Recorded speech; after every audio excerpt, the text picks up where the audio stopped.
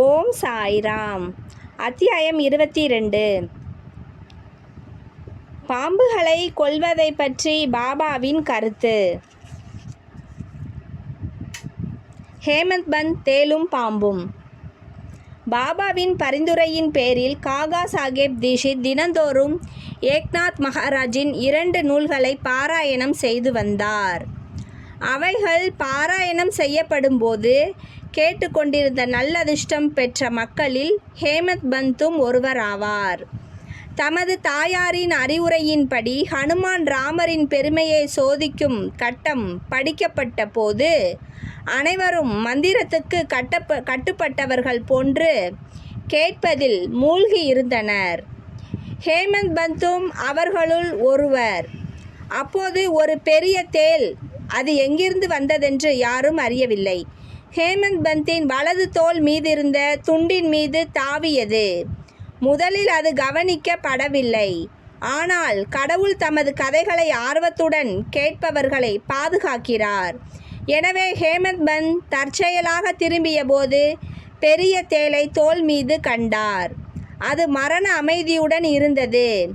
இப்பக்கமோ அப்பக்கமோ சிறிதும் அசையவில்லை. அதுவும் பாராயணத்தை கேட்டு மகிழ்வது போன்றே தோன்றியது. பின்னர் ஹேமந்த் பந்த் கடவுள் அருளால் அவையோரை தொந்தரவு செய்யாமல் வேட்டையின் 2 முனைகளையும் எடுத்து தேளை உள்ளே மடித்து கொண்டார். பின்னர் வெளியே சென்று அதை தோட்டத்தில் எறிந்தார்.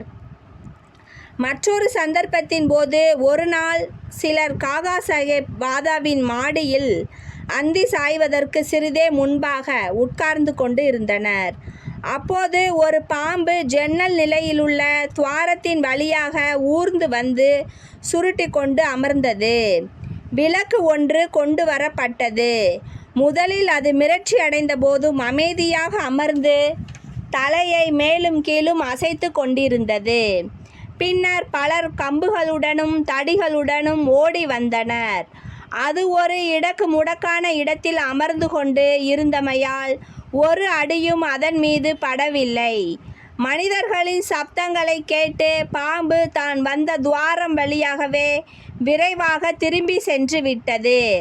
பின்னர் அங்கிருந்த அனைவரும் கவலையை விடுத்தனர். பாபாவின் கருத்து. முக்தாராம் என்ற ஒரு பக்தர் அந்த வாயில்லா ஜீவன் தப்பி சென்றது நல்லது என்று கூறினர். ஹேமந்த் பந்த் பாம்புகள் கொல்லப்படவே வேண்டும் என்று கூறி அவருக்கு சவால் விட்டார். முன்னவர் பாம்பு போன்ற ஜந்துக்கள் கொல்லப்படக்கூடாதென்றும் பின்னவர் கொல்லப்பட வேண்டும் என்றும் இருவருக்கும் இடையே சூடான விவாதம் நடந்தது. இரவு வந்ததும் விவாதம் எவ்வித முடிவுமின்றி முடிவடைந்தது. மறுநாள் இது பாபாவிடம் தெரிவிக்கப்பட்டது. பாபா தமது தீர்மானமான கருத்தை பின்வருமாறு தெரிவித்தார். தேளானாலும் பாம்பானாலும் கடவுள் எல்லா ஜீவராசிகளுக்குள்ளும் வசிக்கிறார். அவரை இவ்வுலகின் மிகப்பெரிய பொம்மலாட்டக்காரர். அனைத்து ஜீவராசிகளும் அவரின் ஆணைக்கு கீழ்ப்படுகின்றன. அவர் நினைத்தால் ஒழிய யாரும் எதுவும் பிறருக்கு தீங்கு செய்துவிட முடியாது. உலகம் அவரையே முழுவதும் சார்ந்திருக்கிறது. எவருமோ எதுவுமோ சுதந்திரமானவர்கள் அல்ல. எனவே நாம் கருணை கூர்ந்து எல்லா ஜீவராசிகளையும் நேசிக்க வேண்டும். துணிச்சல் வீரமுள்ள கொலைகளையும் சண்டைகளையும் விடுத்து பொறுமையாய் இருக்க வேண்டும். கடவுளே அனைவரின் பாதுகாப்பாளர்.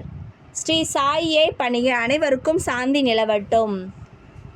ஓம் சாய்ராம். ஜெய் சாய்ராம்.